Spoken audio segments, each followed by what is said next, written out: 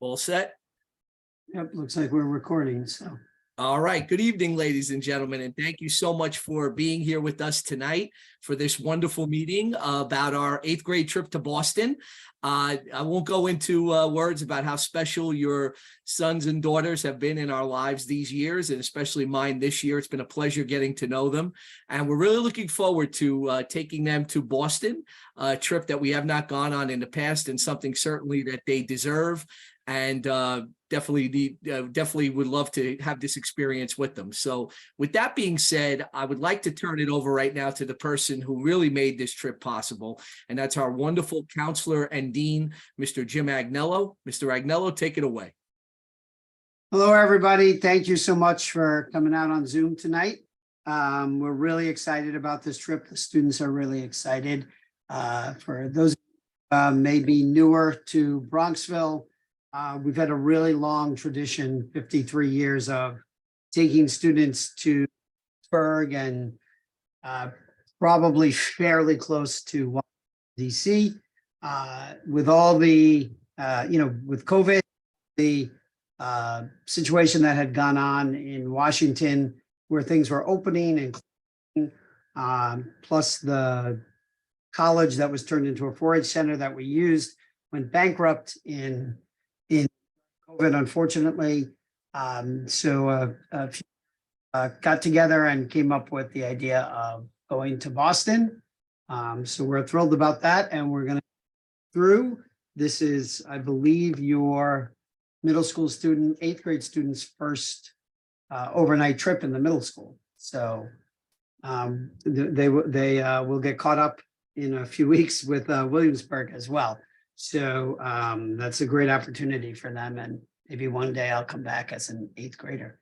So I'm going to just roll along. I'll share my screen. I did email out just a little while ago the itinerary and the packing information. So if you check your email or spam, that should be in there, coming from Infinite Campus. And I will share my screen now, just so it's up there.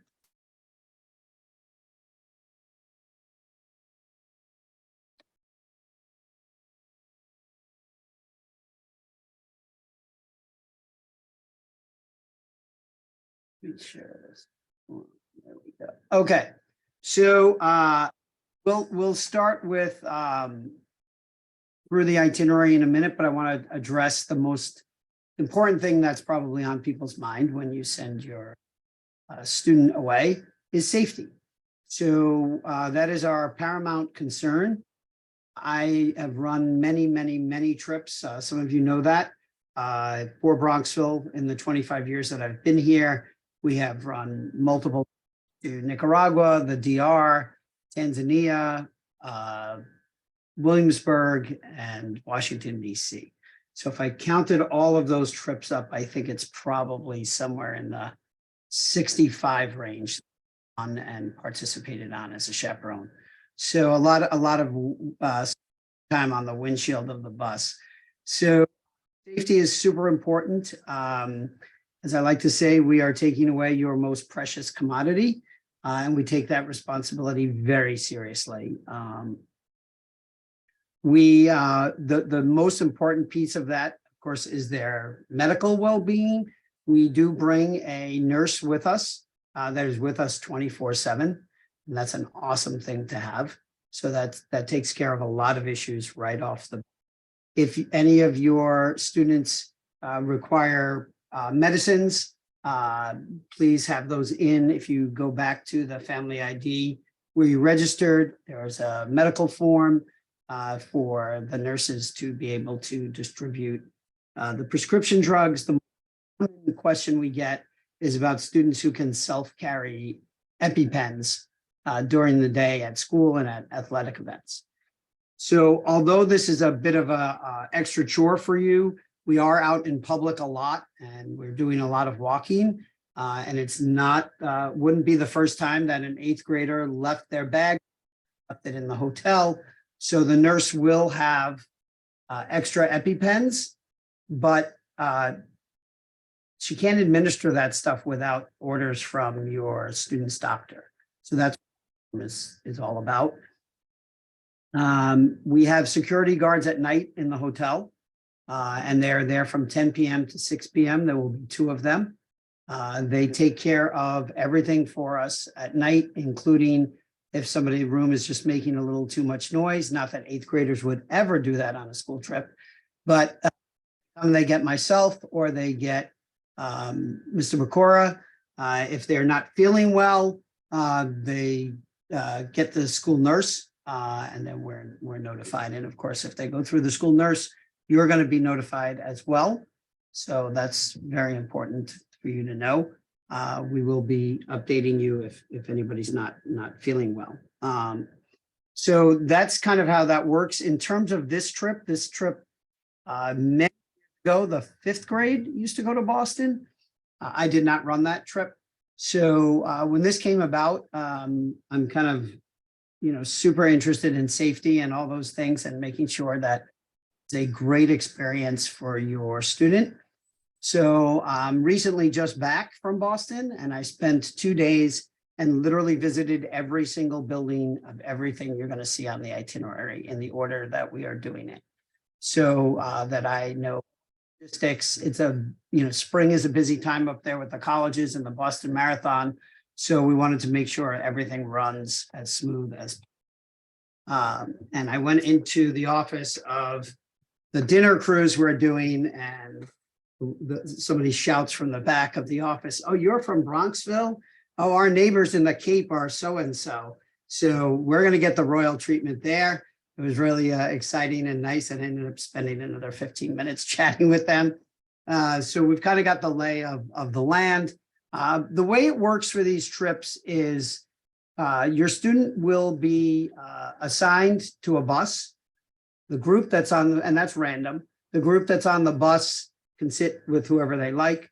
And then there will be smaller tour groups. And that's really just for attendance taking purposes. And then they filled out their roommate forms, which will be coming out shortly. And they were able to list 4 or 5 people that they would room with, and 1 person perhaps that they just don't simply want to room with at all. So that's how we set all of those pieces up. It has worked really well. And we're going to just keep with that tradition. So that's kind of the safety piece of it. Start to run through the itinerary, answer a lot of questions as we go, and we'll give you the opportunity to answer questions. So we're leaving on Monday, the 17th of April from the flagpole out front. We're going to drive straight up through and to Quincy Market and have lunch there, which is where we'll meet our tour guides. And then we're going to do Freedom Trail, the Museum of Science, dinner at the Prudential Center, which is basically students will be given for dinner. At that meal, there will be, we upped it because Boston is a major city, a lot more expensive than Williamsburg. So they'll be getting $15 cash from their chaperone.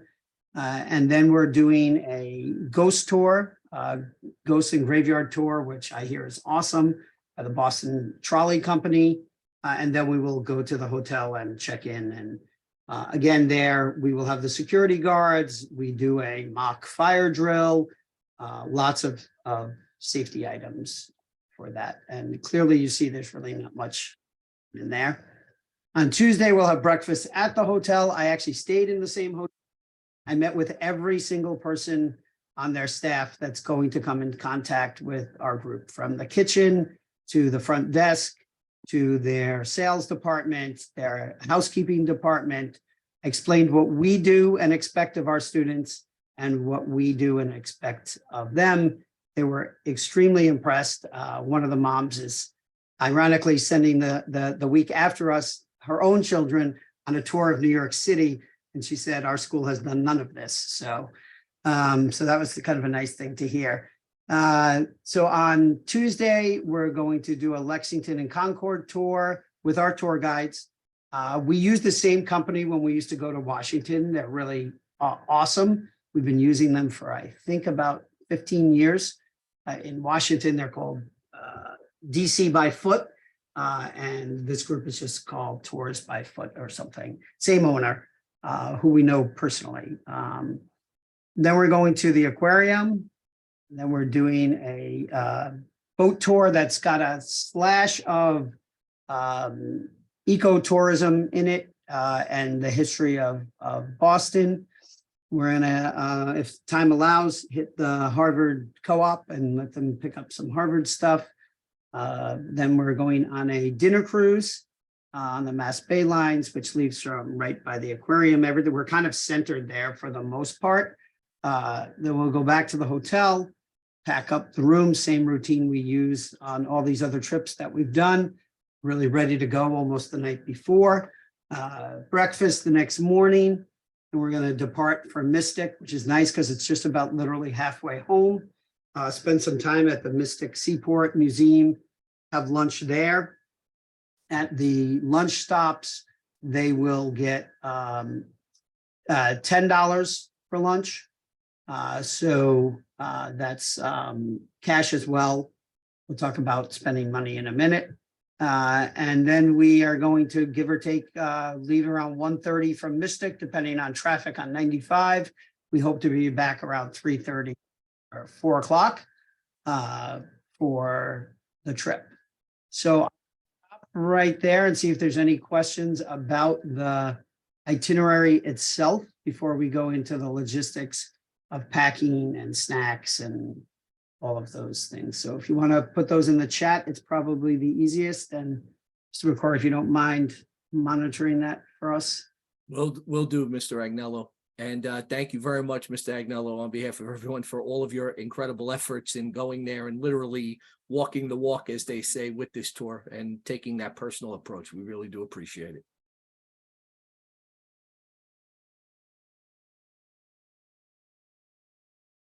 No questions, I guess. No Okay. questions at this time, Jim.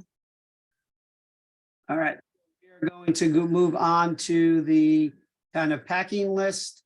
We're going to obviously have the students cooperate with us. I don't know if this looks like it was written by a legal department or something, but that's okay. We talked about the bus groups. Luggage and clothing is way more important than that. So one suitcase, smaller suitcase, or like a duffel bag type thing. The students will be moving their own luggage. They really only have to move it from the bus to the hotel room. It shouldn't be too long of a walk. They can bring like a day pack or a backpack with snacks and things on it, in it. We do ask that there's no nut or peanut products for those. And if they're going to bring snacks, if they could please bring individually wrapped. My first trip that I did here, a student brought a box, a big Costco size box of Lucky Charms. And there were Lucky Charms by the end of the trip from one end of the bus to the other. Yeah, individually wrapped is much better. They can have their phones. There will be times when we limit their phone use, but we are fine with them having their phones. They cannot take photos in their hotel rooms at all, even with the permission of the other students, for obvious reasons. And any other small electronic device, what we're looking for them to not bring is a PlayStation or something like that. As you can see, they're not going to be in the hotel much except to sleep and have breakfast. So please put name tags on anything and everything. We always end up at the end of the trip with a bag full of jackets and hoodies. And so even if you just put their initials on the, the how to wash it tag or something with a laundry pen, that would be very helpful. Please, we want to encourage their responsibility and independence, but if you could just kind of take a double check of what they have packed to make sure that it has all the things that they need. The long range forecast at the moment, which we know is very subject to change, is the temperature is going to go from 80 something on Friday to 50 something on Monday. So they do need to make sure they have hoodies and jackets and a rain jacket, because right now there is a chance of rain on Monday. Really good footwear, because there is quite a bit of walking and some of it is city walking. So whatever they're comfortable in, but flip-flops or sandals probably aren't going to do it. Bring two if they can in case it gets really wet. Let's see. We don't allow them to, and it's going to be cold anyway, but no shorts while touring. They can wear shorts, in the hotel and around there. That's fine, neat and clean. There's really no point in bringing anything super expensive or irreplaceable jewelry or something on the trip. That's just asking for it to get left behind somewhere. They're going to get, as I said, $10 if it's a lunch stop and it's not already included, and $15 for the one night that we're going to be in the food court. There's plenty of no shortage of places to buy souvenirs at bookstore. $50 should more than do it. If I assume most of the places are going to take Apple Pay and things like that, if that's what you have for them, or a credit card. We went over the no Xboxes. Food allergies. If you have not listed that in the registration, please make sure you email me. So I will review that with all the places we're going. And then as we give out the meal money, we make sure there's a chaperone with somebody that just in case they need to navigate that with the places that we are at. So we will be there for them for that and take care of that with them. As I said, it's the Holiday Inn Crown Plaza. It's in Woburn. It's about, when I did it, there was no traffic. It was about 15 minutes from the city center, which really isn't too bad. It's a very nice residential neighborhood. So we're not in some super tall high rise, in the middle of the city center. Cost prohibitive to do that anyway, but I just don't feel it's as good a choice for safety for the kids at night. So that actually worked out really well.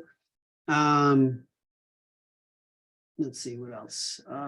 That's really about it. We do ask you to please, because of the luggage situation, if you cannot collect your student when we get back, to make arrangements with a neighbor or a friend or carpooling, so that we know that everybody's accounted for and all those things.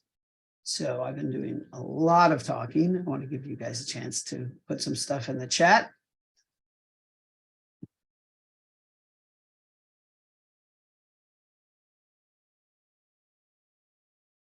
While you're thinking about it, we will be having a grade level meeting with all of the 8th graders to basically review the logistics part that I just shared. So they will hear that from us as well.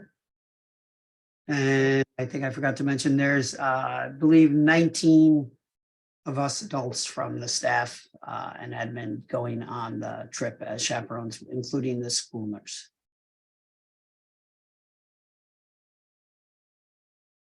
Jim, couple of questions that went into the chat. One about medication. When does medication need to be submitted? I would say as soon as possible, correct? Yeah, I think the technical deadline is tomorrow. Yeah.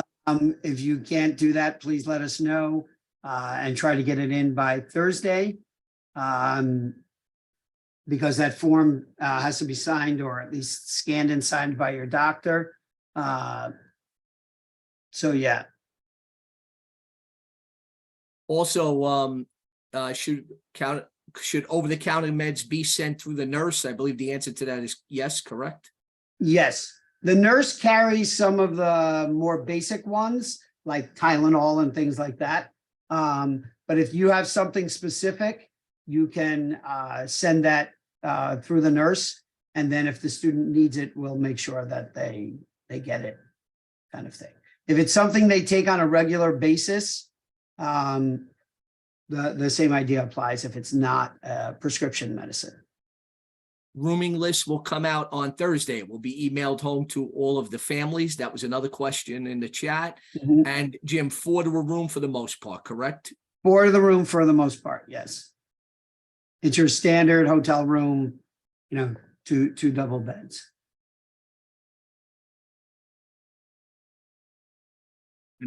And again, if there's any questions that maybe you don't want to put in the chat, you could always email myself or Mr. Agnello.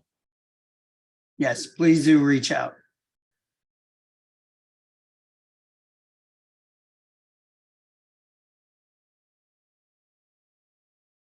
Any other questions? If a caregiver is picking up our child, should we send a notification to someone? If you want to drop me or Mr. Agnello an email, that would be great. That just gives us peace of mind of knowing that every child is accounted for upon return. We don't run anywhere. We stay there, and we make sure every kid is accounted for. So, but Yeah. we just don't want kids walking home that day on that particular day. And I happen to coach this season a modified team. Your athlete has to plan that they will not be back in time for Wednesday's games or matches or practices. They may by chance, but if the traffic is anything like I encountered coming down from Mystic, it was just bumper to bumper the entire way down. So 95 is never seems to cooperate. So I think it's important for them to know in advance that Wednesday's probably out for them. The coaches, the athletic department was notified, and they were rearranging several modified events and even some freshman and JV events because we have some athletes that play up. So that should have been hopefully all taken care of. And a good question in the chat. Something I started, Mr. Agnello and I started at the last trip we went on. Every night you will get an email from me saying that your children are in their hotel room safe and that we're back at the hotel. So you can go to sleep knowing what's happening every now and then. I know my parents always would have liked that information when me and my sisters were away on trips with the school. So I give that, we have the technology to do that. So every night you can expect an email when your children are back at the hotel and in the rooms. And of course, anything along the way, we communicate through email with you as much as possible. Yeah, and I just want to add one more topic to that. So on the recent Williamsburg trip in the fall, we did have an issue with Mill. And parents were reaching out based on something that their child may have texted to them that was not about their child. And we were fielding a lot of extremely inaccurate information. If you have a concern, please reach out to Joe or I. Don't do that through another parent who's sitting in Bronxville that got something from, telephone tag from 2 middle school students. You have our numbers, you have our emails, we monitor them all the time. We have no issue with you reaching out to us. We'd rather talk to you directly about it. And you're going to hear from us if there's any issues or concerns about your child.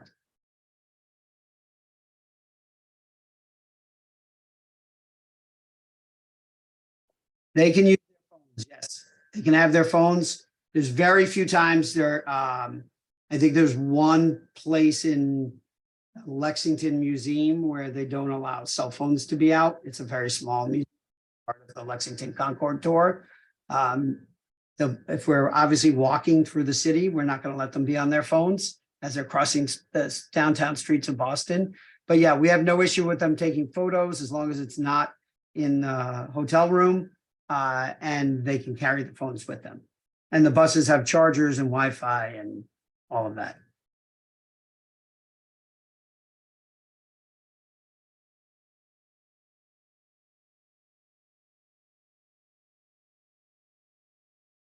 No worry, Ms. McCarthy. Anybody who joined late, please just reach out to us. We're also recording this meeting, and it has to go through a vetting process through Zoom and then through YouTube. Around lunchtime tomorrow, we can post the full video of this recording. Jim, question about cell phones.